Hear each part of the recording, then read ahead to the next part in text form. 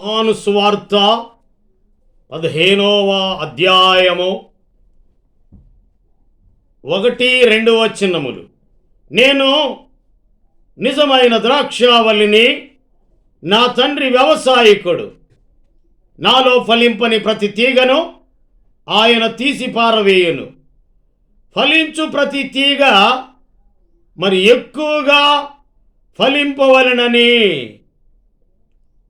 దానిలోని పనికిరాని తీగలను తీసివేయును. ప్రేమ సంపన్నుడవైన తండ్రి, ఈ ప్రశస్త సమయంలో నీ వాక్య ధ్యానము అనేకులకు ఆశీర్వాదకరంగా అంగీకరించి ఆత్మలో నెమ్మది, శరీరములో స్వస్థత దయచేసి ప్రభు రాకడ కొరకై సిద్ధపరచమని నజరేయుడైన యేసు నామములో ప్రార్థించి స్తుతించి వేడుకొనుచున్నాము పరలోకమందున్న మా తండ్రి. ఆమెన్.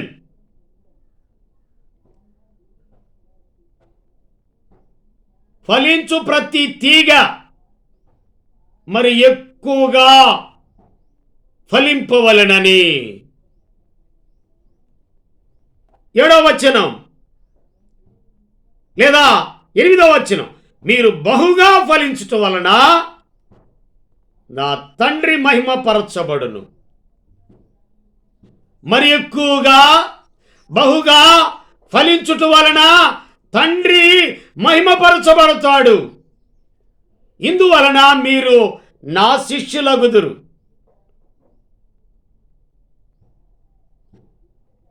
ఫలించు ప్రతి తీగ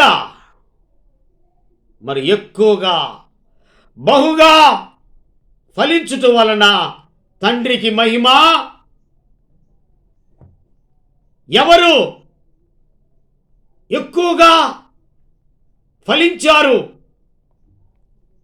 ఎవరు తీసి పారవేయబడ్డారు? మత్తయి సువార్తలో ఆయన ఉపమానాలు చెబుతూ ఉన్నాడు. ఏమేమిటి అంటే,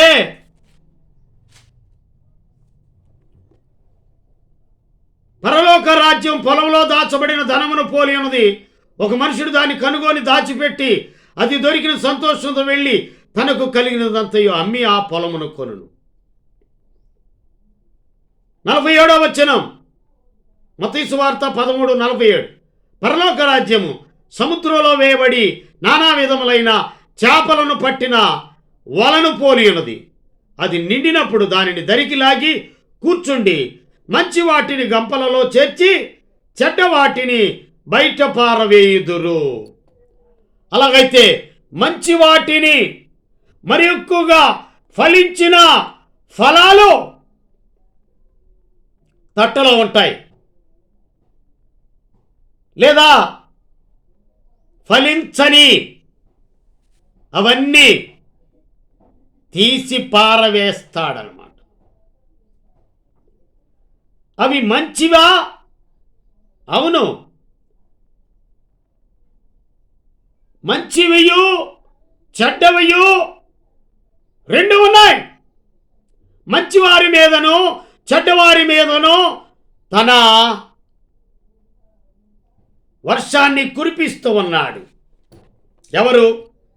మన ప్రభు అయిన యేసుక్రీస్తు ప్రభుల వారు.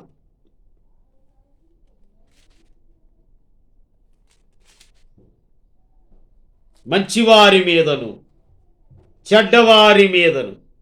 ఎందుకని? ఒక కాలం ఉంది. ఆ కాలము మంచి వాటిని గంపలలో చేరుస్తాడు, చెడ్డవాటిని పారవేస్తాడు. అవును, గోధుమల మధ్య గురుగులు ఒక దుష్టుడు వచ్చి నాటాడు. గోధుమల మధ్య గురుగులు అయితే అవి ఇవి రెండు ఎదుగుతున్నాయి. కోతకాలం ముందు గురుగులను ముందుగా కూర్చి వాటిని కాల్చివేటుకు కట్టెలు గట్టి గోధుమలను నా కొట్టులో చేర్చి పెట్టుడని కోతగాండ్రతో చెప్పుదుననుకొనెను. మనుషులు నిద్రించుచుండగా అతని శత్రువు వచ్చి గోధుమల మధ్యను గురుగులు విత్తిపోయెను. అవును, ఆదాము గాఢ నిద్రపోతా ఉన్నాడు. శత్రువు ఎవరిలోకి వచ్చిందంటే అవలోకి వచ్చి గురుగులు విత్తాంది. ఇది నిజమా? ఈ తోట చెట్ల ఫలములు తినకూడదని దేవుడు చెప్పినా అని అన్నప్పుడు ఈ తోటలో నిర్భయంతరంగా తినవచ్చు. అయితే తోట మధ్యలో ఫలాలు తినకూడదని ముట్టకూడదని దేవుడు చెప్పాడు. వేసింది గురుగింజ కనుక గోధుమల మధ్య గురుగులు నల్లటి తెల్లటి వాటిలో నల్లని విత్తాడనమాట వాడు అపవాది. కనుక ఈ సమయంలో అవి రెండు గోధుమలు గురుగులు ఎదగని కోతకాలం మందు. అవును, నాశనమునకు ముందు గర్వం నడుచును. అలాగైతే గోధుమలు కొట్టులో పోసి లేదా పళ్ళు లేదా చేపలు మంచి వాటిని తట్టలో చేర్చి చెడ్డ వాటిని తీసి పారవేస్తాడు. అలాగుననే ఫలించు ప్రతి తీగ మరి ఎక్కువగా ఫలింపవలెనని యోసేపు ఫలించే తీగ, ఫలించుని కొమ్మ, ఊట యొద్ద ఫలించుని కొమ్మ బహుగా ఫలించాడు. దానియేలు బహుగా ఫలించాడు. విత్తనం వేసి 100 ఫలము ఇస్సాకు బహుగా ఫలించాడు. అయితే భూఫలమే కాదు, గర్భఫలము 20 సంవత్సరాలు పిల్లలు లేరు. ప్రార్థన చేసినప్పుడు ప్రార్థన ఆలకించు దేవుడై ఉన్నాడు. ఈ ఉదయకాలం మరి ప్రార్థన చేసేవారు బహుగా ఫలిస్తారు. 2వ దినవృత్తాంతముల గ్రంథము 20వ అధ్యాయము అక్కడ నిలిచి ప్రార్థన చేసిన యెహోషాపాతు నీవే మా దిక్కు అని ప్రార్థన చేశాడు. మా బలం చాలదు. యూదాయనంతటా ఉపవాస దినము చాటించాడు, ఆ క్రమాన్ని పాటించాడు. కనుకనే ప్రార్థనలో విజయం వచ్చింది, ప్రార్థనలో ఫలింపు వచ్చింది. 3 దినములు ఒలుచుకోగలిగినంత బంగారము, వెండి, బట్టలు 3 దినములు ఒలుచుకున్నారంట. యేసు ప్రభుతో 3 రోజులు మీటింగ్లో ఉన్నా ఇంతమందికి ఎక్కడ ఆహారం అంటే ఒక చిన్న పిల్లవాడు 5 రొట్టెలు 2 చిన్ని చేపలు ఉన్నాయి, అవి నా దగ్గర ఉన్నాయి. అప్పుడు ఇవన్నీ ఎలా సరిపోతాయని ఆశ్చర్యపోతున్నా. అవి విరిచి ప్రార్థన చేసి వడ్డించినప్పుడు అబ్బా అద్భుతమైన దీవెన. 5,000 మంది భుజించారు. ఇంకా 12 గంపలు మిగిలినాయి. ఎవరికయ్యి? 12 మంది శిష్యులకి ఒక్కొక్క గంప ఆశీర్వాదం, ఒక్కొక్క గంప రొట్టెలు, గంప ఆ గంప నిండా రొట్టెలు, చేపలు. అలాగైతే 3 దినములు ఒలుచుకోగలిగినంత ఒలుచుకున్నారంట. 3 రోజులు అయిన తర్వాత ఈ 12 మంది శిష్యులకి 12 గంపలు. ఇదిగో ఇక్కడ చూస్తా ఉన్నాం. ఒకవేళ అధ్యాయం అంతా చదవండి, నేను అన్ని చెప్పలేను. యెహోషాపాతు అతని జనులను వారి వస్తువులను దోచుకున్నట్టుకు దగ్గరకు రాగా ఆ శవముల యొద్ద విస్తారమైన ధనమును ప్రశస్తమైన నగలను కనబడెను. వారు తమకిష్టమైనంత మట్టుకు తీసుకొని తాము కొనిపోగలిగినంత కంటే ఎక్కువగా ఒలుచుకొని కొల్ల సొమ్ము అతి విస్తారమైనందున దానిని కూర్చుకొనుటకు 3 దినములు పట్టెను.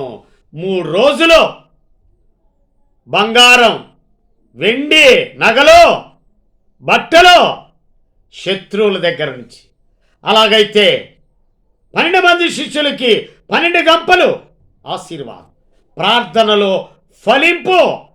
ఈ ప్రశస్తమైన సమయంలో ప్రార్థన చేసుకుందాం. ప్రేమ కలిగిన మా ప్రియ పరలోకమందున్న మా తండ్రి, నీకు వందనాలు. ఫలించు ప్రతి తీగ మరి ఎక్కువగా ఫలింపవలనని, దానిలోని పనికిరాని తీగలను తీసి పారవేయును. తీగ ద్రాక్షవల్లిలో ఉంటేనే, అంతేకాదు నీటి కాలవల యోరను నాటబడినదై ఆకువాడక తన కాలమందు ఫలమిచ్చు చెట్టుగా ఫలించే ఫలాలుగా ఇస్సాకు ఆ దేశమందున్నవాడై విత్తనం వేసి 100 ఫలం పొందాడు. అలాగైతే గర్భఫలం కూడా దీవించాడు. భూఫలము గర్భఫలముతో నింపబడ్డాడు. యెహోషాపాతు బంగారము మరి వెండి బట్టలు 3 దినములు దోచుకోగలిగినంత దోచుకున్నారు.